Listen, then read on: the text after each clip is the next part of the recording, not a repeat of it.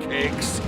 If you're looking for me, you better check under the sea, 'cause that is where you'll find me, underneath the sea. Welcome to Water Damage with your host, Gil Mancha. This is my chronological discussion of the King of the Seven Seas, Aquaman. Disclaimer, I will be actively getting and collecting issues as we go, and I'm going to try to only cover issues that I have physical copies of or are in a collected edition. I'm going to try to stray away from digital because I love physical media, but the DC Universe Infinite app would be a great way to keep up with the podcast. In today's episode, we'll be covering Adventure Comics 220, The Coward and the Hero. Links will be in the podcast notes. This issue was released on January 1st, 1956. Let's take a look back at what else was happening that day in history.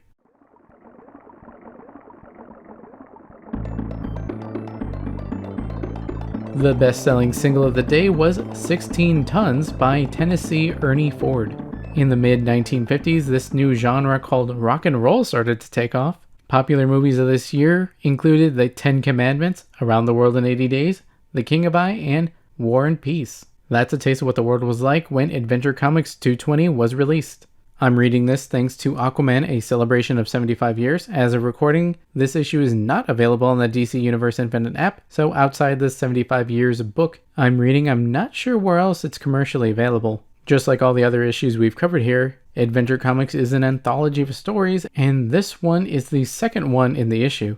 Granted, since there's only 3, being in the middle isn't that great of an accomplishment. Once again, it's called The Coward and the Hero. Aquaman's calf fin is still green in this issue, but we also learn it isn't part of his costume. More in a bit. The story was written by Jack Miller, penciled and inked by Ramona Fradon. This cover of Adventure Comic focuses on Superboy, so we'll focus on the first panel of the Aquaman story. Aquaman's name is written in green, which we haven't seen on this show in a while. We're on a boat, and this girl has gone overboard and needs help. The crowd thinks the person diving after her is named Johnny, despite thinking he was a coward. The man is just in swimming trunks, has the calf fin, which is also revealed to be part of his body, not a costume accessory. On a higher part of the boat, there's a man who looks similar to Aquaman is thinking, why is Aquaman pretending to be me? He knows I don't deserve this help and reputation and help saving the girl. The text reminds the reader that Aquaman has been shown being prone to helping others, but now we're about to see him help someone who's proven himself a craven coward.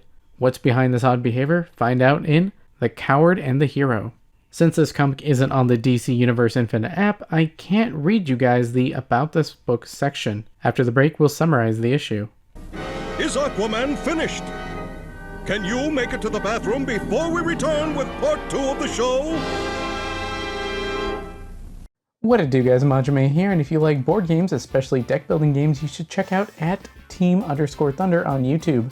There we have unboxings and games of Legendary, a Marvel deck building game, the DC deck building game, the Transformers deck building game, and many more. That's where you can find VODs of this and Dawn of Pod, where you can directly leave a comment and we can discuss the issues.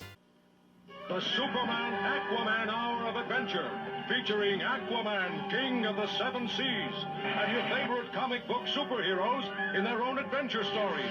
It's 60 minutes of thrills and fun, next on most of these stations.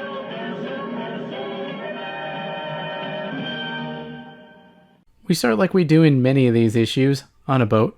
A man is seen talking to a woman, and Aquaman, riding a walrus nearby, notes that the man looks like him, and he seems to remember him from somewhere. Suddenly the girl falls overboard and the new person states that it's Johnny Blake's girl. Another guy says, nah, it's fine, Johnny was in the Navy and he's an expert swimmer.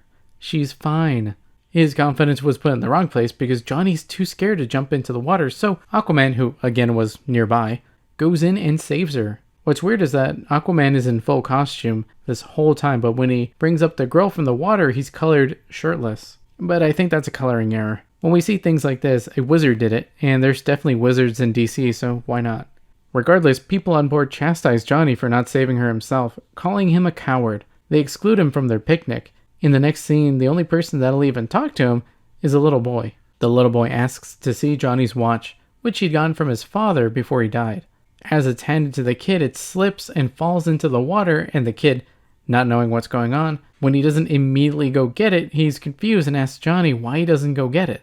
When the other people tell him, it's because Johnny's a coward and wouldn't even save his girlfriend. People mock him, asking him to join in high diving, and other people says he's too afraid to get his toes wet. As Johnny's sadly walking away, we see Aquaman hiding and sees this is his chance. Since he looks like Johnny, he disguises himself as Johnny, and as people do what they do and make fun of this Johnny, he starts going up the ladder.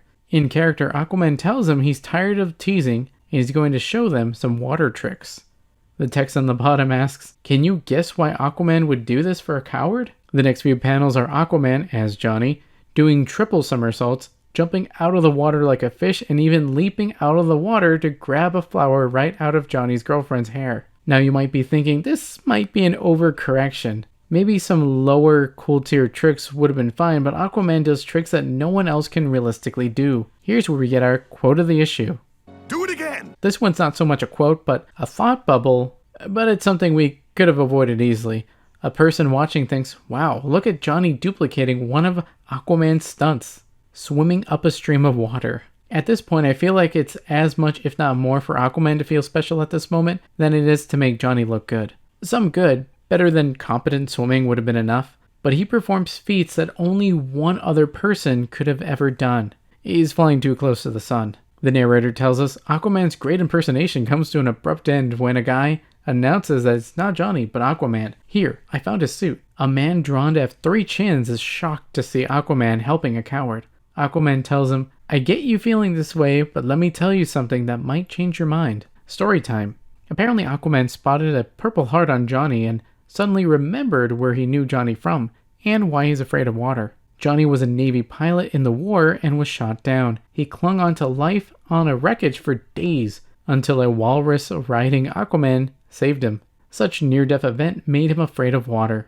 Everyone there who'd made fun of him for being a coward are now looking down in shame and say, we didn't know. Out of nowhere, it's Johnny who thanks Aquaman for saving his life back then and his reputation now. Despite that, he's not over his fear and he walks away. His unnamed girlfriend starts crying. Weeks later on Seaman's Day, Aquaman is at a flag raising. As Aquaman's raising the flag, his foot slips and falls into a nearby tank of water. Johnny, who's there as an onlooker, notices the water's pretty shallow, so Aquaman's likely to hit his head and die. Before Aquaman hits the water, Johnny's jumping in and catching Aquaman before he hits the bottom of the tank face first.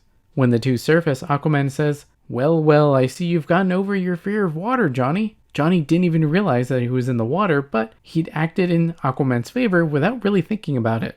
Johnny then says he sees Aquaman must have faked his fall, so Johnny would be motivated to act and get over his fear. Aquaman agrees, saying he'd seen Johnny in the crowd and wanted to give him a chance to prove himself, and he certainly has. The end.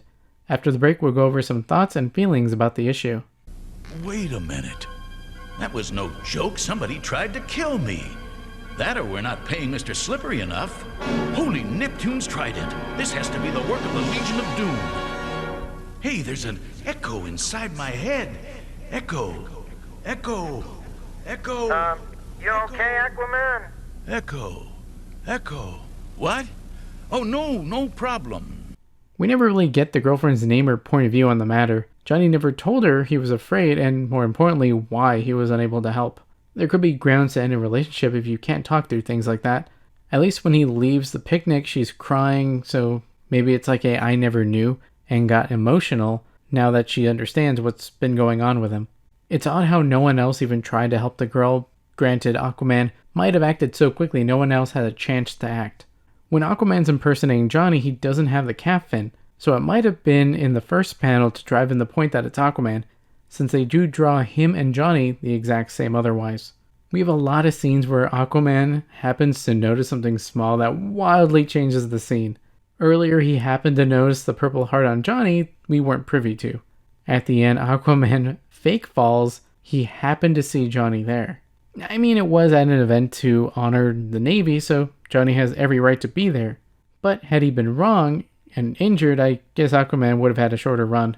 Or maybe they'd turn that part into a dream sequence? What do you think? Did you read the comic? Let's continue the discussion on social media and the YouTube VOD. You can find me at ManjoumeThunder on Twitter and at Team_Thunder on YouTube. If you're looking for another podcast to listen to and you want a broader look at DC Comics, check out Dawn of Pod, a Dawn of DC podcast on Spotify and anywhere you can find podcasts. Manjoume out. Whew, man. Glad that stopped before things got worse.